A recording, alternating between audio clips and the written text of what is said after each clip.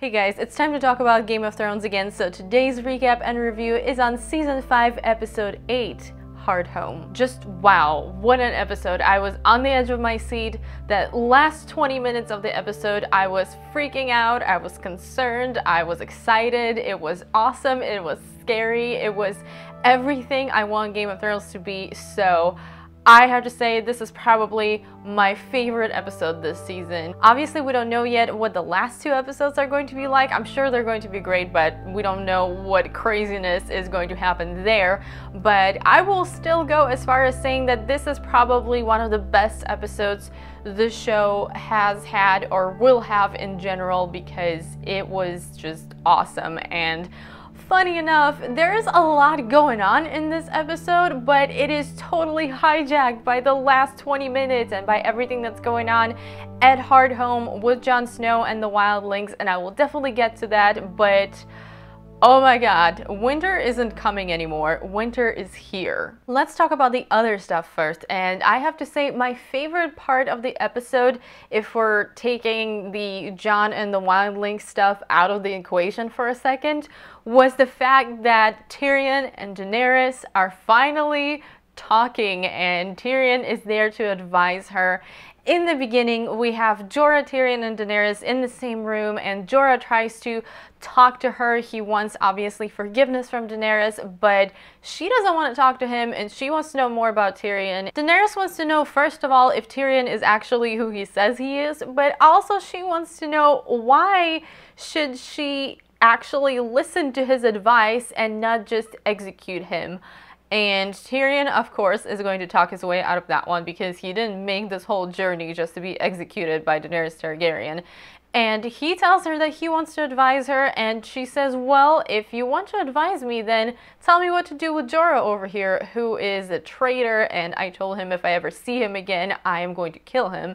And Tyrion does probably the most fair thing that he could do. Obviously, we feel really bad for Jorah, because it doesn't work out for him ever. He tells her that Jorah is somebody who's devoted to her and who loves her and who wants to serve her, so executing him would not be the best idea. And at the same time, he was a traitor, and because he had opportunities to tell her the truth and he didn't until he absolutely had no other way out of it, she shouldn't keep him around either, so Jorah gets exiled again. What's pretty much tragic about Jorah's character at this point is that it doesn't seem like there's anything he can do to get into Daenerys' good graces, and he's so desperate to fight for her and to serve her that he goes back to the slave owner and he wants to fight in the Great Fighting Pit, because that's pretty much the only thing he can do at this point. And that is definitely sad, and also he has grayscale, and I just feel bad for Jorah. Back to Daenerys and Tyrion, I am so glad that they are finally on the same team, because they are just great to watch. The dialogue was great, their chemistry is great. Just watching the back and forth between those two is absolutely fascinating, and I think they can accomplish a lot together, because she definitely needs Tyrion because he knows the politics of Westeros, which is something she doesn't know anything about. And at the same time, it was very interesting to see Tyrion actually realize that this queen is the real deal, and you see a lot of that Targaryen fire in her this episode, especially when she gives him this whole talk about the wheel and how she doesn't want to stop the wheel, she wants to break the wheel, and that was just such a Targaryen moment for Daenerys. I was very excited for that scene. Then at King's Landing, we get to see what's going on with Cersei a little bit, and she is not looking very good. She's in her cell, she's hungry, she's thirsty, and this woman keeps coming in and telling her to confess, and she refuses to confess and gets beaten with a wooden spoon and not given any water, and that is all pretty sad for her. She almost seems like she's going insane a little bit, and there's some great acting from Lena Headey in those scenes. And at the same time, she also gets visited by Qyburn, who is the maester who was kicked out of the Citadel, and he's working on the mountain. And Qyburn comes in and tells her that there's no news from Jamie. Uncle Kevin isn't going to come see her.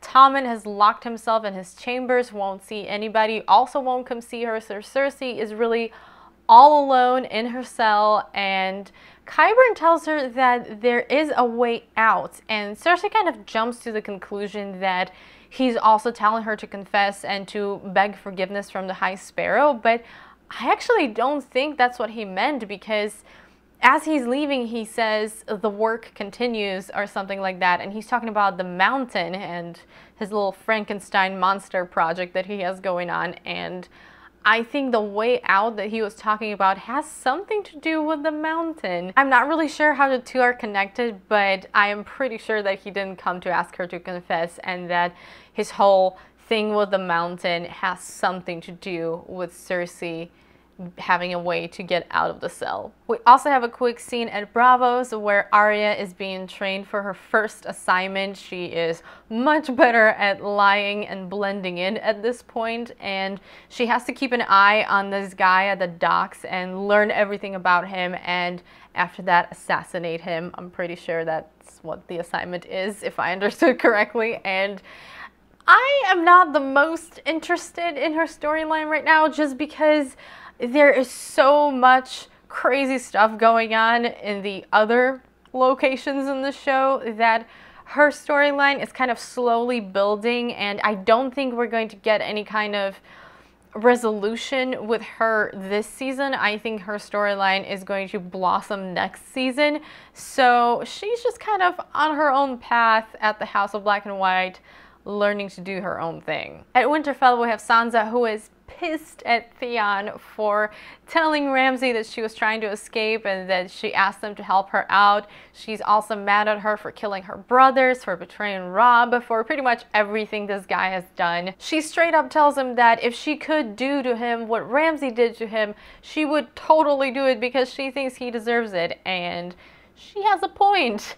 And at the same time, she keeps asking him, why did he kill her brothers? Why did they deserve to die and he's still living? And he finally tells her that her brothers aren't dead, that he killed some farm boys because he couldn't find Bran and Rickon. The fact that the two of them are alive definitely reinvigorates her hope, and you can see that she has gained this extra motivation to get out of her situation, and she wasn't really quietly taking it at this point. She's trying to find a way out, but I feel like this was something that pushed her even further to work harder to get out. And at the same time, we have Ramsay and Roose Bolton talking about Stannis and talking about how they're going to kind of defend Winterfell, and obviously Roose Bolton wants to stay inside Winterfell and just kind of wait for the winter to take care of Stannis' army, and Ramsay says, no, give me 20 guys, I'm going to go and mess some stuff up, which I'm not excited about. But Sansa is going to have a window to escape while Ramsay is going to be gone.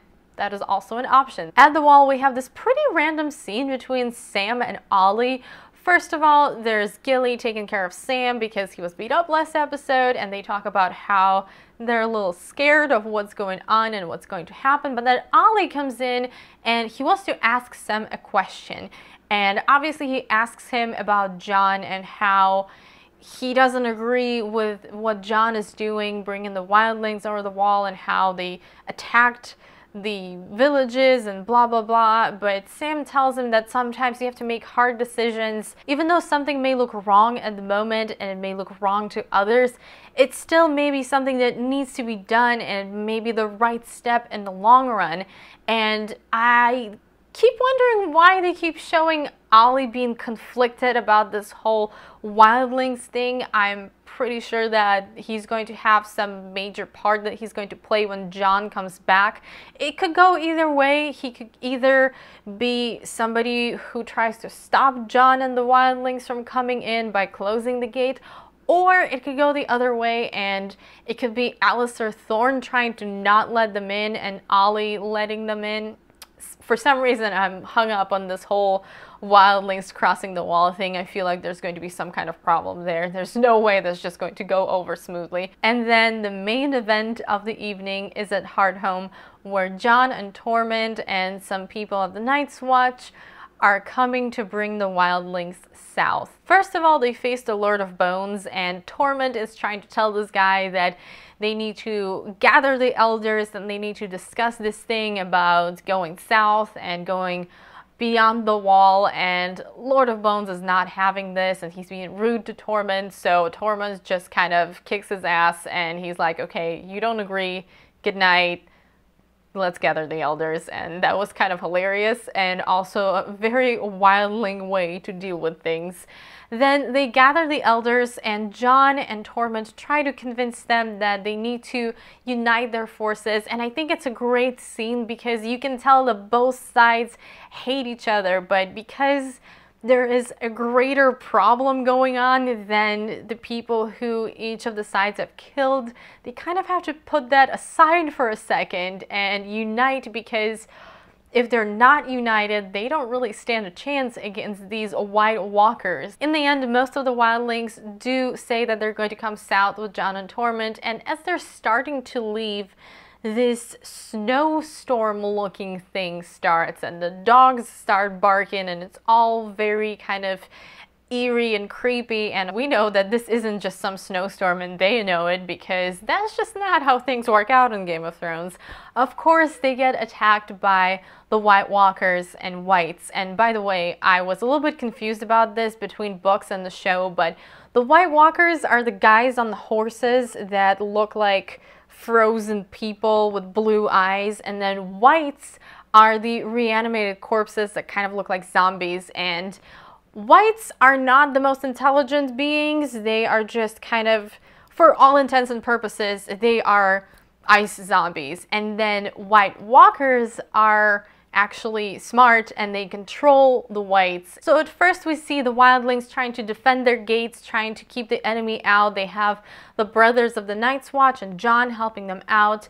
Then we get this ominous shot of the 4 horsemen on top of the mountain, which is absolutely crazy and creepy, and just, can you say ice apocalypse any louder than that? As the scene progresses, we have more and more undead attacking, and we have the giant who was just sitting there at this elders council. He gets out of the house and he gets pissed off and he's just stomping around on top of these Whites, and it looks crazy because, I mean, come on, he's a giant who's pissed and stomping around. And then we get this scene where one of the White Walkers comes into the burning building, and as he's walking, the fire kind of stops burning around him and he has to face off with Jon Snow. And the problem with fighting a White Walker is that their weapons shatter all the human weapons. They just turn to ice shards. That's kind of the end of fighting there. So Jon looks like he's getting beat up pretty badly in this scene, and I was so concerned about him because I honestly thought he was a goner at one point. He didn't look so good. And then he grabs Longclaw, and surprise, surprise, Longclaw doesn't shatter when he attacks the White Walker, and he actually kills the White Walker with Longclaw, so go Valyrian Steel. After that, we have more and more undead reinforcements coming, and there is this crazy moment where a lot of these undead just jump off the cliff and kind of commit suicide in front of everybody, but then of course they rise up because they're already dead and they just keep attacking, and it's just such an evil, dark force. And Jon and Torment and whoever was left decide that it's time to go because it's looking pretty bad at this point. And finally, as they're rowing away slowly, which by the way, that was the slowest escape ever, I was getting a little frustrated because they're just sitting there not so far from the mayhem and nobody is rowing in that boat. Why are you just sitting there? I would have been so out of there. Finally, as Jon and Torment and whoever else is in the boat are making their slow escape, we see the Night King come to the docks, and he just stands there and raises the dead. And now everybody who has died at Hardhome, all of the wildlings who have died, are part of the White Walker army, which is terrifying. Like I said, this was a great episode, and particularly the last 20 minutes, that entire scene that precedes the battle and then the battle/massacre at Hardhome is just perfectly paced. It gives you time to get concerned and it builds tension, but at the same time it doesn't drag at all, and it is just so intense. I have watched the episode twice and it is just as exciting the second time. I have no idea how the Night's Watch and the Wildlings are going to be able to deal with this shenanigans, because even if they're able to put their differences aside, there is an army of undead coming at them, and every person who dies and isn't burned automatically becomes a part of that army. So I feel like everybody's screwed. I will not be surprised, to be honest. I was talking to one of my viewers in the comments and I was saying that I will not be surprised if the ending of the series is just White Walkers taking out everybody. The end. That's it for this episode recap and review. As you can tell, I loved the episode. I would love to know what you guys thought of the episode and what your theories and thoughts are on this whole thing. Just don't forget to warn people if you're going to talk about spoilers from the books, because nobody likes spoilers. Thank you so much for watching. As always, I hope you enjoyed the video, and if you did, don't forget to give it a thumbs up and also subscribe to my channel if you haven't already. I would really appreciate that. I hope you're having an amazing day, and I will see you soon in my next video. Bye!